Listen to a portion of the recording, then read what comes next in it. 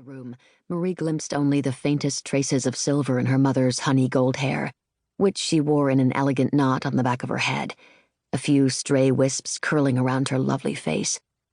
A fresh breeze through the open window stirred the lacy ruffle on the bodice of Maman's rose silk poplin gown, carrying birdsong and a faint scent of wisteria from the garden, offering a momentary respite from the heat and humidity of the late summer afternoon.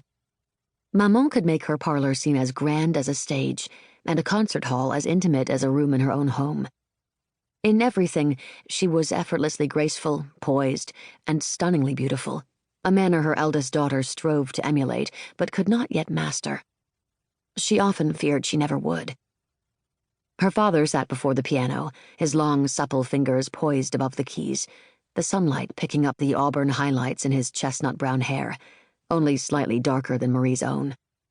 Awaiting his cue, he gazed at his wife with the admiration everyone there shared, and the warm, enduring affection that was his and hers alone. A trickle of perspiration wended its way down Marie's back beneath her ivory muslin dress. Invisibly, she hoped. But like everyone else in the room, she held perfectly still, riveted by Maman's presence as she prepared to let her voice take flight. Squeezed between her two younger sisters on a small sofa behind their guests' chairs, Marie waited, breathless, for the first exquisite notes. When little Aimée mewed a complaint and squirmed about for a better view, Marie clasped her hand to settle her down. She took Sylvie's hand too, although at 15 Sylvie knew how to behave properly at a concert, even a casual one among friends such as this. In reply, Sylvie squeezed her hand and flashed a quick smile. As often as they heard their mother sing, they never tired of it. Nor did any of their parents' friends who had gathered there for their weekly musicale, most of them colleagues from the Conservatory of Music, longtime friends from the City Opera Company, or new acquaintances from the Cincinnati Symphony Orchestra.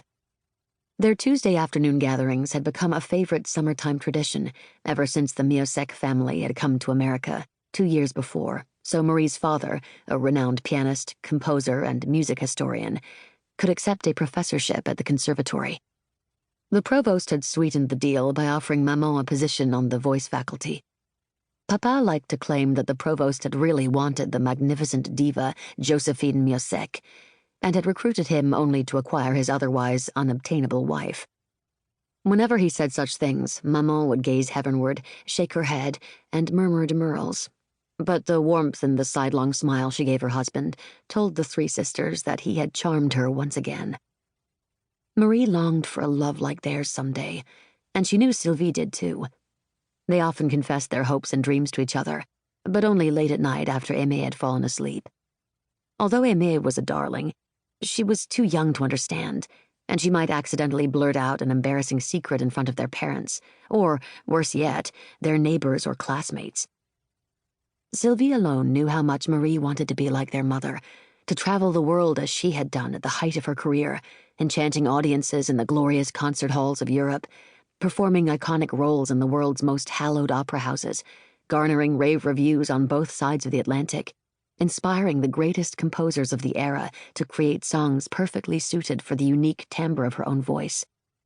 Ever loyal, Sylvie never cautioned Marie to set her sights a little lower, never admitted aloud what Marie had begun to suspect as she completed her first year at the Cincinnati Conservatory of Music, that she indeed had a lovely voice, but fervent hope and diligent study could take her only so far. If she persisted, she would surely become better than she was now as a mere girl of 19. But would that be enough? Or would all that she desired forever remain just beyond the touch of her fingertips? When Sylvie squeezed her hand again, Marie glanced up to find her sister studying her, a question in her eyes. Marie managed a small smile and deliberately turned her gaze toward their mother, who just then broke the expectant hush with the first splendid notes of a Schubert lied, one of 3 on the program. Within moments, Marie's nagging doubts subsided, swept away on a river of music. All around her, she sensed a sudden easing of tension she had not been conscious of until it was gone, like a breath held too long, finally released. She savored the moment, knowing the tension would surely return when the music ceased. All summer long, the dreadful news from Europe had troubled their family, ever since that fateful June day when Archduke Franz Ferdinand